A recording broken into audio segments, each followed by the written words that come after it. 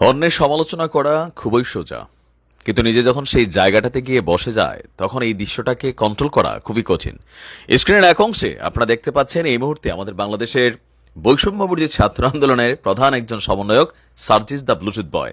আমি নিজে তার খুবই পছন্দ করি ছেলেটার অ্যাক্টিভিটিস সবকিছু। আমি নিজেও তার পক্ষে অনেকগুলা ভিডিও করেছি, আপনারা দেখেছেন লক্ষ লক্ষ মানুষ। কিন্তু গতকালকে সার্জিসকে যেভাবে নরসিংদী থেকে ওয়ান কাইন্ড অফ, আমি মনে করি যে এটা পালাতে বাধ্য হয়েছে। আমার কাছে বেশ কিছু ফোন আসছে, বেশ কিছু মেসেজ আসছে যে ওইখানে পরিস্থিতিটা এমন হয়েছিল যে বিক্ষুব্ধ ছাত্ররা, এই ছাত্র আবার কারা, এরা সমন্বয়কই, এই বিক্ষুব্ধ কথিত সমন্বয়ক বনাম রিয়েল সমন্বয়কদের যে পরিস্থিতি তৈরি হয়েছিল, সেখানে যদি আর কিছুক্ষণ সার্জিস থাকতো তাকে হয়তো গায়ে হাত তোলা হতো অথবা ভিড়ের মধ্যে একটা অঘটন ঘটতে পারতো, যার কারণে পরিস্থিতি বুঝে সার্জিস সেখান থেকে চলে এসেছেন। দর্শক, চাঞ্চল্যকর ঘটনা হচ্ছে নরসিংদীতে এই ঘটনা ঘটেছে। আপনারা জানেন যে আমাদের বৈষম্য বিরোধী আন্দোলনের যে প্রধান সমন্বয়করা তারা সারা বাংলাদেশে তারা ভিজিট করছেন, ইভেন তারা ঘোষণা দিয়েছেন বিভিন্ন জায়গায় তারা কমিটি গঠন করবে।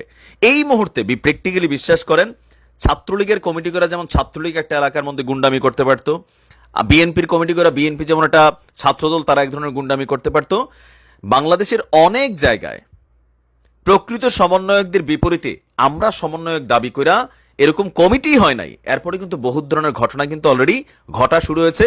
স্থানীয়ভাবে তারা ধোলাইও খাইছে, আমার এলাকায় খাইয়া গেছে এক গ্রুপ আইসা, এই বন্যার্থদের ত্রাণ দেওয়ার সময় গুলিমুলি করছে। এটা চিন্তা করছেন এরা কি সমন্বয়ক? না। তো প্রকৃত সমন্বয়ক কারা এটা এখন আইডেন্টিফাই করে এত সোজা না। যেহেতু এখন কমিটি দেওয়া হচ্ছে, যেহেতু ডক্টর ইউনূসের সরকার আগামী ৩-৪ বছর থাকবেন, এই সমন্বয়ক কমিটিরে এসপি সাহেব সালাম দিচ্ছে, অথবা সালাম না দেখ মানে ওইখানে গেলে সম্মান দিচ্ছে, আর্মি অফিসাররা সম্মান দিচ্ছে, যে কোনো সরকারি অফিস আদালতে গেলে সম্মান পাচ্ছে। তো এগুলোতে হয়ে যাচ্ছে কি একটা উল্টা সিস্টেম। আমি এই সিস্টেমের পক্ষে না।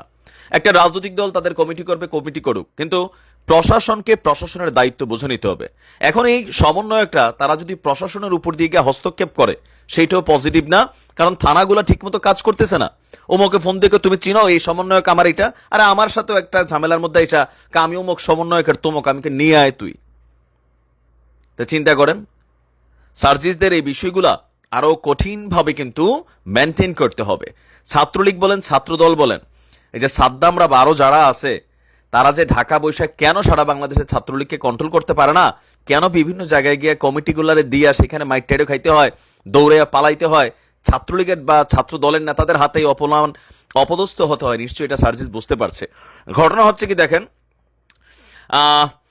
নরসিংদীতে বৈষম্য বিরোধী ছাত্র আন্দোলনের অন্যতম সমন্বয়ক সার্জিস আলম তিনি সভাটাই করতে পারেননি। গতকালকে বিকাল 3টায় নরসিংদী শহরের Satirpara Kalikumar institution school and college মাঠে ছাত্র নাগরিকদের সাথে মতবিনিময় সভা করার কথা ছিল তার, কিন্তু অপর একটি পক্ষ সভার স্থান পরিবর্তন করে নরসিংদী সরকারি কলেজ মাঠে সভা করার মতামত দেয়। এতে উভয় পক্ষের মধ্যে হট্টগোলের সৃষ্টি হয়।